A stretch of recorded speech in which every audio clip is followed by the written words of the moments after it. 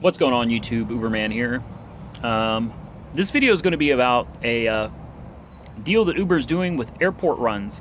Now, I've been researching this for quite some time because I didn't want to make a video about it until I had all the information. But basically, the information that I have to share with you is all I'm going to get. I can't get any more information than what I've already gotten. Feel free to do some research yourself. Maybe you can find something that I couldn't.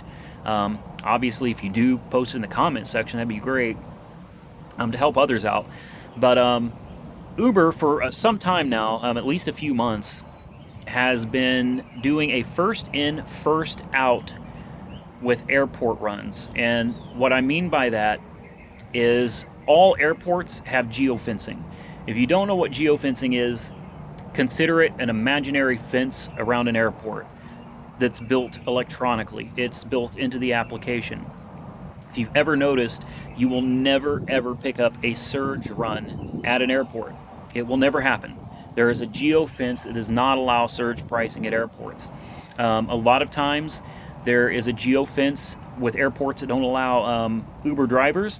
There's a geofence that actually blocks you from being able to receive pings or trip requests while you're sitting at the airport. Well, there's more to it than that. Uber has started implementing, now this may be nationwide by now, I don't know. That's the part I can't figure out for you guys. I would love to have a city by city video for you guys. I just don't. But built into this geofencing is a first in, first out. And what this means is even if the airport doesn't allow you there and you sit and wait just outside of the airport, they don't send the nearest request to the nearest driver. They send the request from the airport to the person that's been sitting around the airport the longest. So if you've been sitting there 3 hours and you're the oldest driver sitting there, and say, it doesn't matter if you're half a mile outside the airport, and another guy's closer to the airport, but he's only been there 30 minutes, even though under normal conditions he would get the run, you will get it because you've been waiting the longest. Now, the problem with me even making this video is it doesn't stipulate how far away is still considered enough to be an airport run. It doesn't say if it's a half a mile. It doesn't say if it's 1 mile, 2 miles. There's really no way of knowing. So the best thing to do is stay as close to the airport as you possibly can without actually sitting on airport property if you're in an area that the airport does not allow you to actually sit there. Now, a lot of airports have worked out deals with Uber and Lyft to where we can actually be on their property, but there are still a lot of places that you could be cited, you could be ticketed, your car could be impounded. There's, so if you're not supposed to be there, just don't be there, okay? Don't risk it. It's just not worth it. But I just wanted to let you guys know,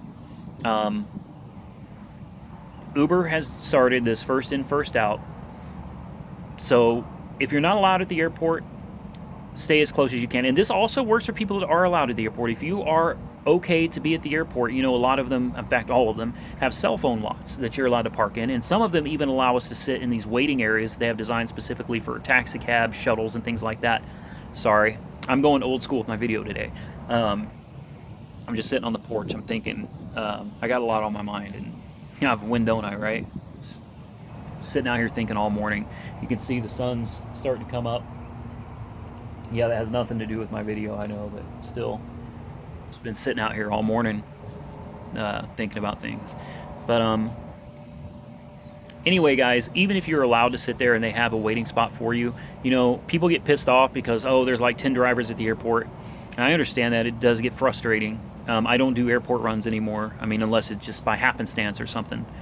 But don't sweat it too much, even if there are 10 people there. I mean, unless you're the last guy that showed up, then, you might want to sweat it because you could be there for a minute. But they are going to go by instead of who's closer or whatever. They're really working on this whole first in, first out so that, it's fair to all of the drivers. The only issue I had, like I said, is I can't tell you what cities this affects. From what I can tell, they started rolling this out April 1st, April Fool's Day, right? This started rolling out April 1st. I really wouldn't be surprised if this has been implemented nationwide now, but I can't seem to find any definitive answers regarding this. So, you know, take the video with a grain of salt, whatever. I just wanted to put it out there for you guys. And overview of my night, you know, truthfully, I worked on Big Blue over here,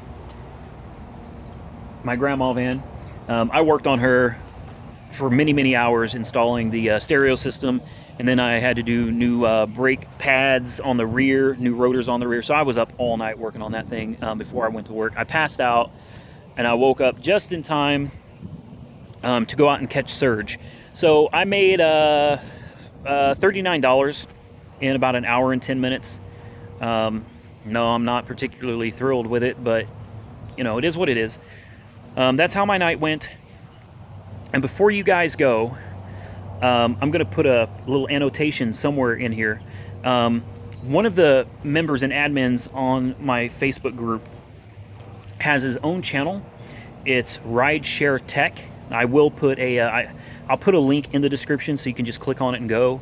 But I'll also put an annotation over here so you can click on it. Or not click on it, but you know, you can see it. You need to go check him out. His name is Carlos. For the life of me, I know his last name starts with a P, like Panero or Panera. I'm thinking Panera Bread. I think it's Panero. But anyway, this guy is a genius, and he's coming up with all kinds of electronic solutions to, you know, the things that would make drivers' lives a little bit easier, a little bit better. Really, go check out his channel. I would really appreciate it. It'd mean a lot to me. I know it'd mean a lot to him. He's a great guy. He's been very helpful in a lot of ways to me. So, and when I say he's making things, I mean literally he builds things. Like he builds the circuitry, he writes the programming himself, guys. He's going to be coming out with some pretty cool products, and I'm sure there's going to be more to come. And if you have any ideas for him, anything that you would like to see that maybe we don't have out here already, you need to holler at him. I love you guys sending ideas to me when it comes to like building stuff. Sorry guys, unless you want me to build a car, I can build a car, but this guy is on point, man. You got to go check him out. Rideshare Tech. His name is Carlos. He's doing some cool things. I'm sure he's going to be doing a lot more. So Carlos, you're going to see this video. Thank you, man, for everything you do. I truly appreciate you. I mean that from the bottom of my heart. Yeah, right here, my heart. Yeah, I know. Anyway, guys, as always, like, comment, subscribe. Be safe out there, and Uber on.